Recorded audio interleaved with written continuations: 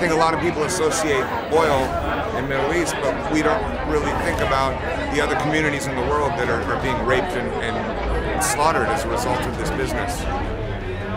It's truly one of the great crimes against humanity. People can't even drink the water from the streams, even from the sky, because of the pollution that's been left behind by Chevron. I was just horrified when I saw indigenous people eating canned tuna fish because the fish in the river were all dead. I was just amazed at the devastation, embarrassed to be an American if it were true that a company had done this. Because if they can get away with this, with poisoning 30,000 people for their profit, then, you know, it's just going to go on and on and on. We're on this planet, and it is what sustains us, and if we continue to destroy it, we're going to destroy ourselves.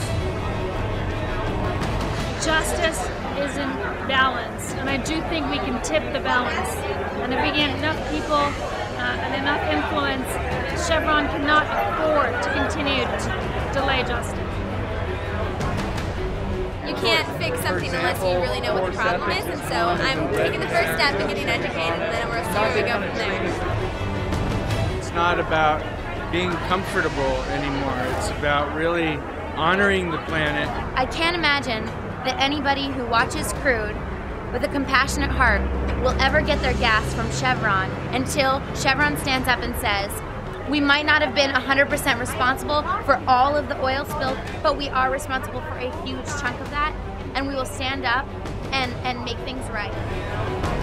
Everyone involved in this film, they have the courage to stand up and tell the truth. It kind of motivates you when you see so many people working so hard for such a blatantly unjust thing. It's really inspiring.